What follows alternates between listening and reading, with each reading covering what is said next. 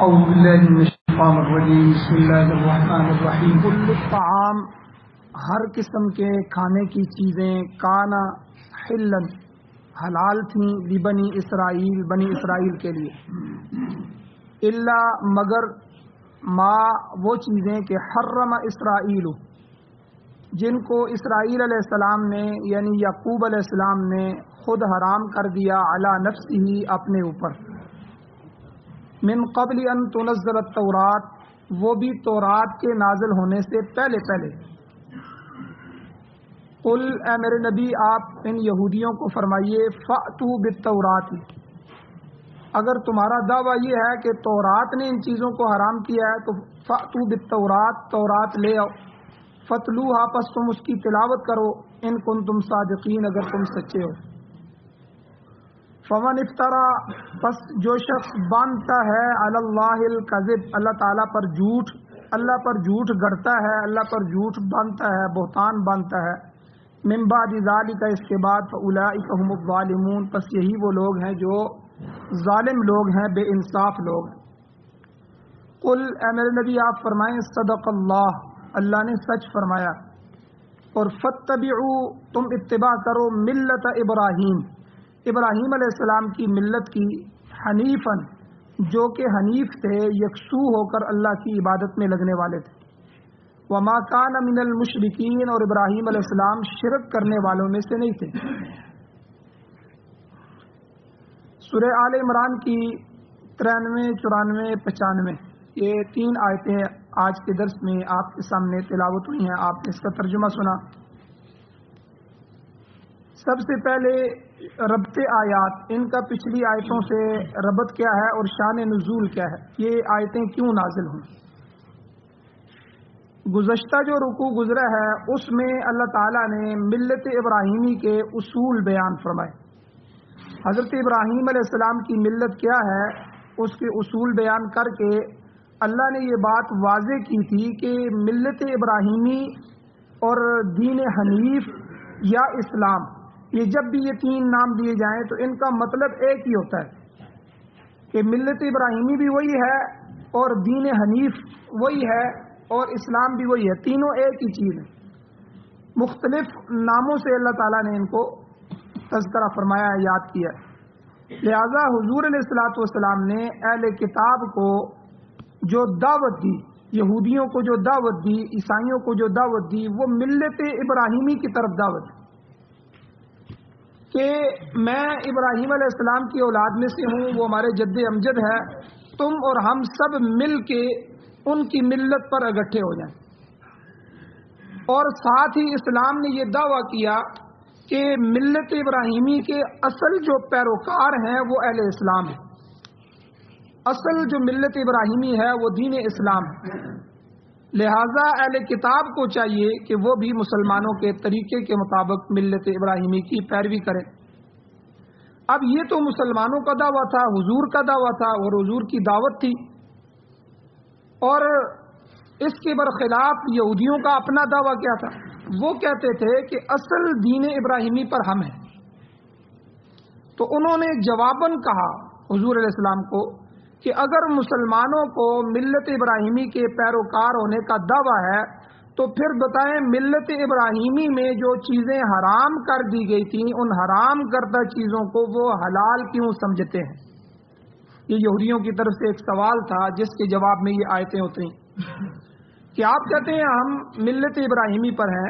تو جو ابراہیم علیہ السلام کے دین میں جو چیزیں کھانے کی حرام تھیں آپ ان کو حلال کہتے ہیں ان کی مراد اونٹ کا گوشت تھا اور اونٹنی کا دودھ تھا جسے اہل کتاب حرام سمجھتے تھے مگر مسلمان اس کو حلال جانتے ہوئے اس کا استعمال کرتے یہ ایک سوال تھا جو یہودیوں کا تھا دوسرا سوال ان کا یہ تھا کہ اگر مسلمان ملت ابراہیمی پر قائم ہے تو پھر اس ملت کے جو قائم کردہ بیت اللہ تھا بیت المقدس قبلہ اس کو قبلہ کیوں نہیں تسلیم کرتے قبلہ بدل کیوں دیا گیا ہے بیت المقدس سے بیت اللہ کی طرف منہ کیوں کیا گیا تو یہ 2 سوال اس دعوے پر جو اسلام نے دعویٰ کیا تھا کہ ہم ملت ابراہیمی پر ہیں اہل کتاب اسلام کے اندر داخل ہوں اب ان کی نجات اسلام کے اندر ہے تو اہل کتاب نے یہ 2 سوال کیے.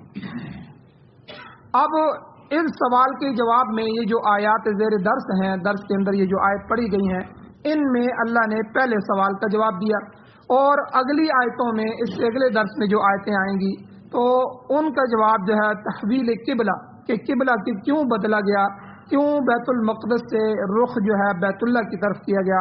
17 یا 18 مہینے رسول اللہ صلی اللہ علیہ وسلم نے خود بھی اور صحابہ کو بھی نمازیں جو ہیں وہ بیت المقدس کی طرف جو ہے رخ کر کے پڑھائیں، پھر جو ہے بیت اللہ کی طرف کر دی گئی. اس کو کیوں بدلا گیا، اس کا جواب اگلی آیتوں میں ہے. اور ان آیات میں پہلے سوال کا جواب ہے. اللہ نے فرمایا کہ اونٹ کا گوشت اور دودھ، اونٹنی کا دودھ، یہ بنی اسرائیل کے لیے اللہ نے حرام نہیں کیا، بلکہ یہ حضرت یعقوب علیہ السلام نے نظر مانی تھی، اس نظر کی تکمیل میں خود اپنے اوپر انہوں نے اس کو حرام کیا. پھر ان کی اتباع میں ان کی اولادوں نے بھی اس کو حرام سمجھا، ان چیزوں کو استعمال نہیں کیا، تو کرتے کرتے ان کا یہ مذہب بن گیا. لیکن اللہ نے خود جو ہے یہ ان پر یہ چیزیں حرام نہیں کی.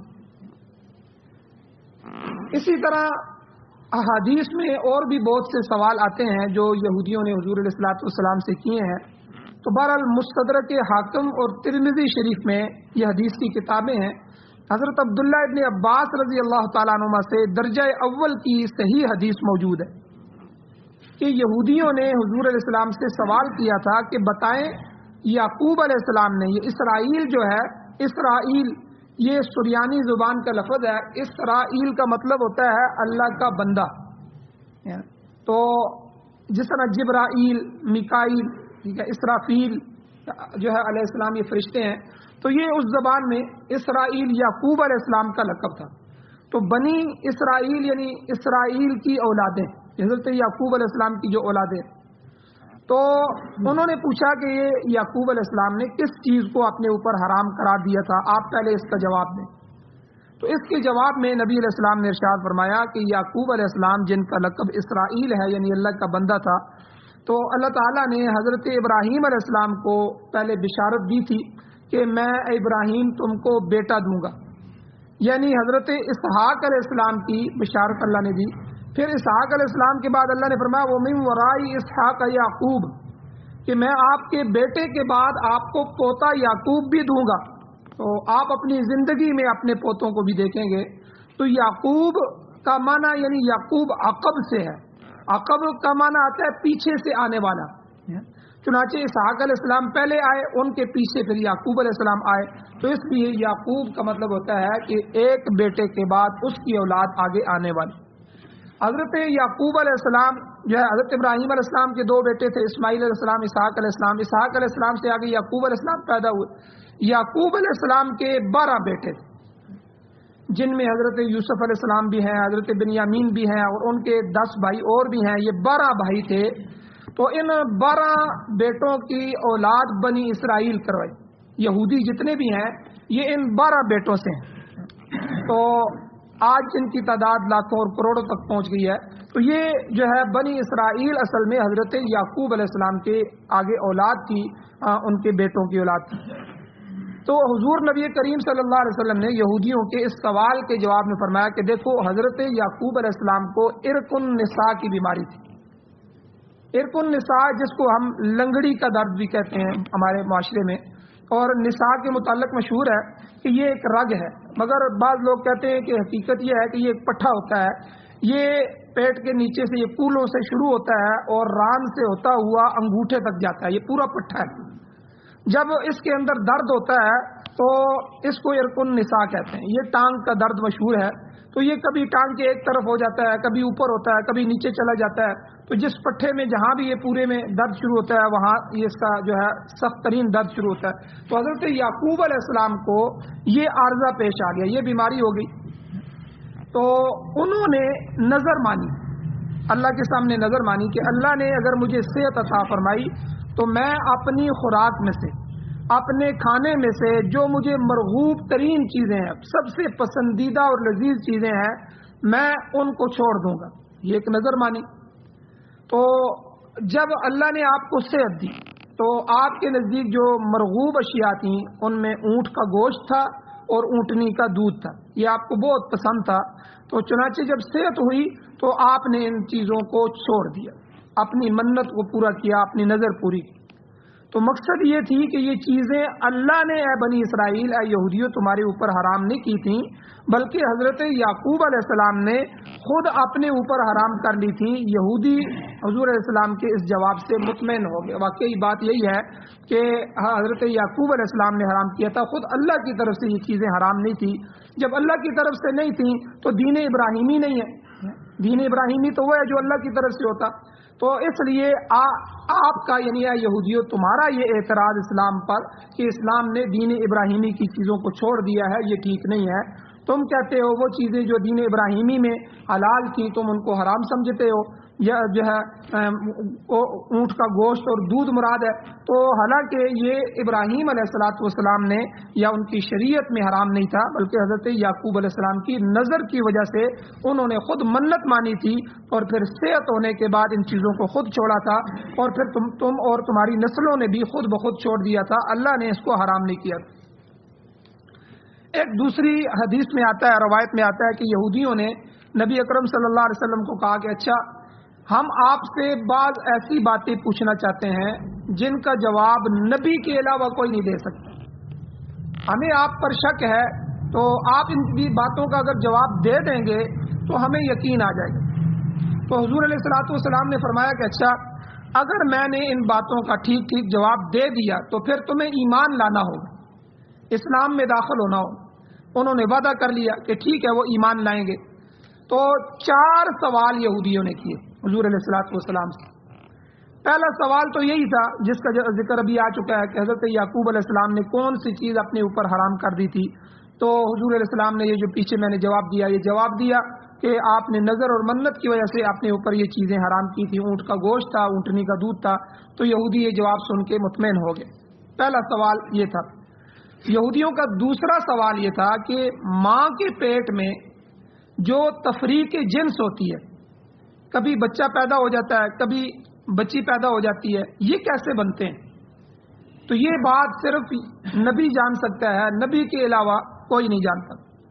تو حضور علیہ والسلام نے بذریعہ وحی، اللہ نے وحی نازل فرمائی، تو حضور نے اس کا جواب دیا کہ دیکھو مرد کا جو مادہ تولید ہوتا ہے وہ رنگت میں سفید ہوتا ہے اور قوام کے اندر وہ گاڑھا ہوتا ہے، برخلاف اس کے کہ جو عورت کا مادہ ہوتا ہے تو وہ رنگت میں زرد ہوتا ہے اور قوام میں پتلا ہوتا ہے، رقیق ہوتا ہے۔ تو حضور نے فرمایا کہ جب دونوں مادہ تولید کو اللہ ماں کے پیٹ میں جمع کرتے ہیں تو ان میں سے جو غالب آ جاتا ہے وہی جنس پیدا ہوتی ہے۔ آج دیکھیں 1400 سال بعد سائنس نے بھی یہی ثابت کیا۔ سائنس نے اس کا نام رکھا ہے کہ ایکس وائی کروموسومز۔ میٹرک کے بچے پڑھتے ہیں ایکس کروموسومز، وائی کروموسومز، ٹھیک ہے، بیالوجی کا سوال ہے۔ تو اس میں آتا ہے کہ ایکس وائی کروموسوم دونوں قسم کے کروموسومز جو ہے مرد کے مادے کے اندر موجود ہوتے ہیں، اور عورت کے اندر ایکس ایکس ہوتے ہیں بس، یعنی وائی نہیں ہوتا۔ اب جب مرد اور عورت ملتے ہیں تو ان کا مادہ ایک جگہ جمع ہوتا ہے، تو جو عورت کا ایکس ہے وہ اگر مرد کے ایکس کو کھینچ لے تو بچی پیدا ہوتی ہے، اور اگر یہ ایکس اس کے وائی کو کھینچ لے تو پھر ایکس وائی مرد کا ہوتا ہے تو پھر بچہ پیدا ہوتا ہے۔ یہ تو سائنس نے بھی ثابت کیا ہے۔ تو یعنی حضور نے یہودیوں کے جواب میں وہ اس وقت جو بات کی تھی آج کی سائنس 1400 سال بعد اس کو ثابت کر دیں۔ تو یہ بھی جو ہے، بلکہ انسان کے بارے میں قرآن مجید میں اللہ جل شانہ نے مختلف انداز میں ہمیں سمجھایا۔ سورہ دہر کے اندر 29ویں سپارے کے آخری سیکنڈ لاسٹ سورت ہے سورہ دہر، اس میں اللہ فرماتے ہیں هل اتى على الانسان دهر، هل اتى على الانسان حين من الدهر، کیا انسان پر زمانے میں سے ایک ایسا زمانہ نہیں گزرا، لم یکن شیئا مذکورا، کہ وہ ایک ایسی چیز تھا کہ جس کا ذکر بھی کرنا گوارا نہیں، یعنی منی کا قطرہ تھا انسان، ہم سب ایسے ہی تھے۔ تو اللہ کہتے ہیں اے انسان آج تو بڑا غرور کر رہا ہے، میری جان، میرا گھر، میرا مال، میری زمینیں، میری جائیداد، میری کوٹھیاں، میرے پیسہ، میرا بینک بیلنس، ٹھیک ہے، آج تو اپنی عقل پہ اترا رہا ہے، کیا تیرے اوپر ایک ایسا زمانہ نہیں گزرا کہ جس کو تو بیان کرنا بھی شرم کا باعث سمجھتا ہے؟ تو ایک لوتھڑا تھا، ایک قطرہ تھا، اللہ کہتے ہیں ہل اتا علی الانسان حین من الدہر لم یکن شیئا مذکورا، کہ وہ ایک ایسی چیز تھا کہ جس کا ذکر بھی نہیں کیا جا سکتا. منی کا ایک قطرہ تھا، اللہ جل شانہ نے اس قطرے میں کس طرح ہمارا نقشہ بنایا، کس طرح اللہ جل شانہ نے اس میں لوتھڑا بنایا، پھر اس لوتھڑے میں اللہ نے گوشت بنایا، پھر اس گوشت میں اللہ نے ہڈیاں بنائیں، پھر اللہ نے آنکھیں، کان اور دوسرے اعضاء اسی کے اندر نقش نگاری کر کے اللہ نے ایک انسان بنایا. پھر اللہ نے اپنے حکم سے اس کی جو روح تھی جو عالم ارواح میں جمع تھی وہاں سے اللہ نے نکال کے اس کے اندر روح ڈالی، پھر وہ جیتا جاگتا انسان بن گیا.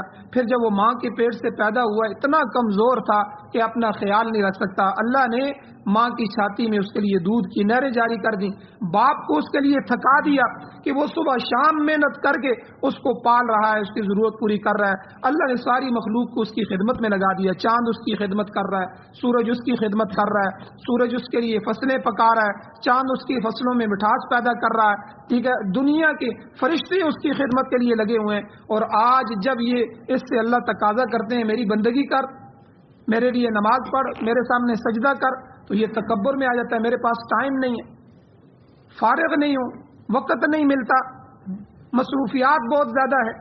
یاد رکھیں موت کے ایک جھٹکے سے یہ ساری مصروفیات ختم. جو آپ کی ملیں، فیکٹریاں، دکانیں، بزنس چل رہا ہے، اس سانس کے نکلتے ہی اس کو 1000 سنبھالنے والے آ جائیں.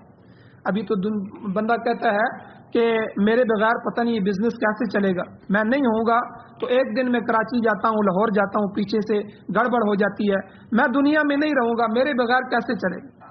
بھئی آپ مر کر تو دیکھیں، آپ کے پیچھے 10 وارث ایسے کھڑے ہوں گے جو کہیں گے ہم والد صاحب کا بزنس سنبھالیں. یہ تو دنیا بھوکی ہے اس کی. تو اس لیے میرے بھائیوں اللہ کا تقاضا سمجھے، اللہ ہم سے تقاضا کیا کر رہے ہیں. اور اسی طرح 30ویں سپارے میں سورۃ الطارق کے اندر اللہ فرماتے ہیں والسماء والطارق، آسمانوں کی قسمیں اٹھا کے اللہ کہتے ہیں، ٹھیک ہے، اللہ کہتے ہیں کہ فَلْيَنْظُرِ الْإِنسَانُ مِمَّ خُلِقَ، انسان تو نظر کر، تو دیکھ کہ مِمَّ خُلِقَ کس چیز سے تجھے پیدا کیا. خُلِقَ مِن مَاءٍ دَافِقٍ، انسان کو پیدا کیا گیا ہے اچھلتے ہوئے پانی سے. اور تخرج خلق من ماء دافق یخرج من بین الصلب والترائب، اور وہ پانی کہاں سے نکلتا ہے؟ پیٹ، چھاتی اور پیٹھ سے وہ پانی نکلتا ہے. یعنی عورت کی چھاتی سے اللہ نے اس پانی کو آگے جاری کیا اور مرد کی پیٹھ سے وہ نکل کر ایک جگہ جمع ہوتے ہیں، اور جب وہ دونوں ملتے ہیں اور اس سے اللہ ایک اور انسان کو جیتا جاگتا انسان پیدا کر دیتے. خود قرآن میں اللہ نے ہمارا منظر بیان فرمایا. تو بہرحال حضور علیہ الصلوۃ والسلام کے بعد پاس یہودی آئے تو انہوں نے دوسرا سوال یہ کیا کہ آپ ہمیں بتائیں کہ انسان کے جو ہے یہ جب ماں کے پیٹ میں یہ جو تفریق جنس ہو جاتی ہے، جنس الگ الگ ہوتی ہے، ہمیں پتہ نہیں چلتا کہ اس سے بچہ ہوگا یا بچی ہوگی، الگ الگ کوئی بھی اللہ پیدا کر دیتے ہیں، یہ کس طرح ہوتا ہے؟ تو اس کے جواب میں حضور نے فرمایا کہ اس میں سے جو مادہ غالب آ جاتا ہے وہی جنس پیدا ہوتی ہے. تو یہودیوں نے تیسرا سوال کیا حضور سے، اچھا نبی آخر الزمان جو آئے گا، جو آخری نبی آئے گا، اس کی ایک نشانی ہے، تو وہ ایک خاص نشانی ہے جو ہماری کتابوں میں لکھی گئی ہے، تو آپ بتائیں اس کی وہ خاص نشانی کیا ہو. اگر آپ نبی ہیں تو آپ وحی کے ذریعے آپ کو بتایا گیا ہوگا، آپ کو علم دیا گیا ہوگا، آپ جواب دیں گے. اگر آپ جھوٹے ہیں تو نعوذ باللہ تو پھر آپ جواب نہیں دے سکیں گے.